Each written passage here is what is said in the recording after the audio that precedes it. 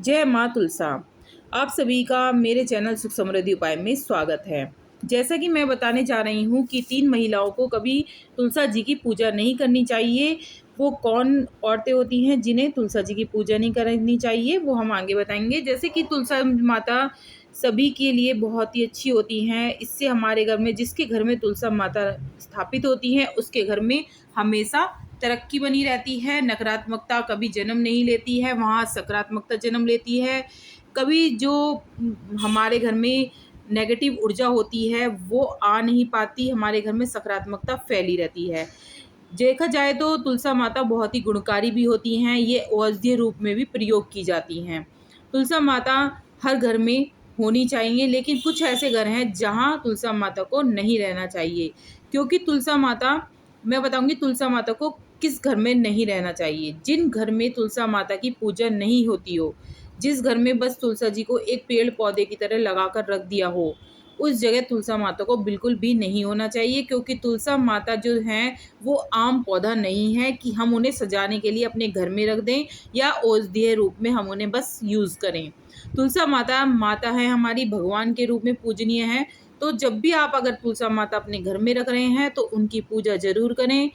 अगर आपके घर में तुलसा है तो उसे ऐसे स्थान पर लगाइए जहाँ पर आपकी नज़र पड़े।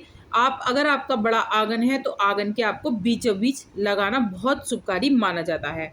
वैसे तो तुलसा बहुत तरह की होती हैं, 5 तरह की तुलसा होती हैं। श्यामा तुलसा होती हैं, रामा तुलसा होती हैं, और श्वेत विष्णु तुलसा होती हैं, वन तुलसा होती हैं और नींबू तुलसा होती हैं। लेकिन शास्त्रों के अनुसार जो श्यामा और रामा तुलसा होती हैं उनको उनको ही घर में रखा जाता है और वही पूजी जाती हैं।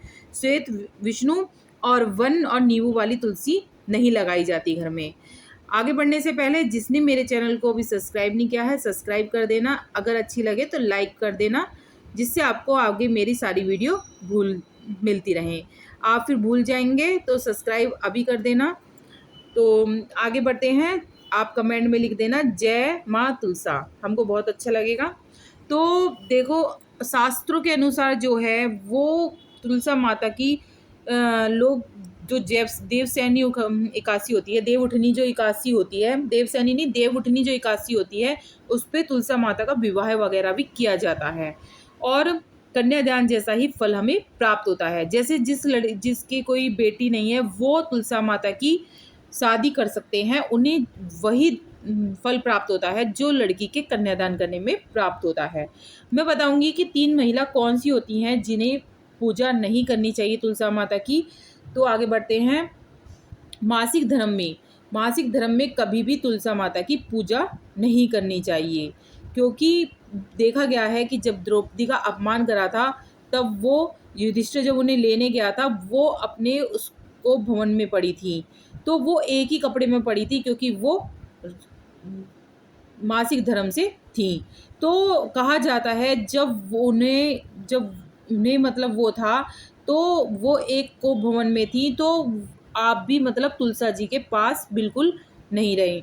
और ये माना जाता है कि जब पिछली और पहले जो औरतें थी वो क्या था, को भवन में अगर वो रसोला हो जाती थी तो वो को भवन में, उनका एक अलग से को भवन होता था, तो उसी में ही वो अपने 3-4 दिन रहा करती थी। तो कभी भी तुलसा माता की पूजा मासिक धर्म में नहीं करनी चाहिए। ना ही मासिक धर्म में आपको पानी जल वगैरह तुलसा जी में नहीं डालना चाहिए, बहुत ही गलत माना जाता है। और तुलसा माता सूखने भी लगती हैं।